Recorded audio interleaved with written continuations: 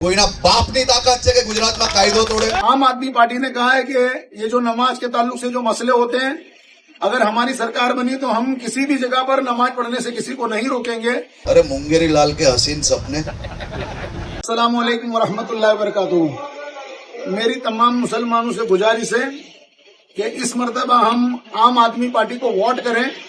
अगर आम आदमी पार्टी को हम वोट करेंगे तो जो ये आसान धारा के मसले चलते शायद हम इससे बच जाएंगे। और जो हमारी दरगाहें तोड़ी जाती है, मसाजिद तोड़ी जाती है, हमारे धार्मिक स्थलों को तोड़ा जाता है।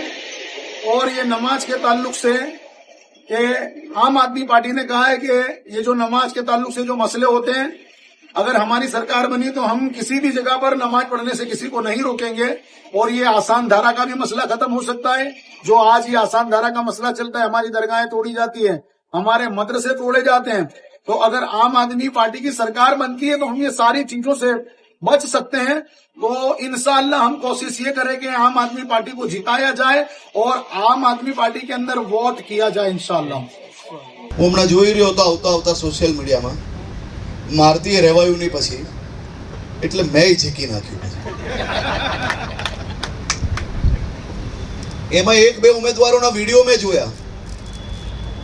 એમાં આમ આદમી પાર્ટીની એક મહિલા ઉમેદવાર એમ કહે છે कि आम आदमी पार्टी की अगर सरकार आ गई तो हम कोई भी सड़कों में भले कितना भी तकलीफ वाला हो, ना एक भी मस्जिद गिराने लेंगे, ना ही कोई मजार गिराने लेंगे, हम सड़कों पे बैठ के नमाज पढ़ेंगे।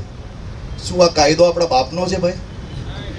અને આ મારી ભારતીય જનતા પાર્ટીનો એક કાર્યકર્તા બી જ્યાર તક એના શરીરમાં લોહી હશે ને ત્યાર તક બી ગુજરાતના નાગરિકો જોડે અહિત નહીં થવા લે, ગુજરાતમાં અશાંતિ નહીં ફેલાવા લે, ગુજરાતમાં કાયદો નહીં જ તોડવા લે। કોઈના બાપની તાકાત છે કે ગુજરાતમાં કાયદો તોડે?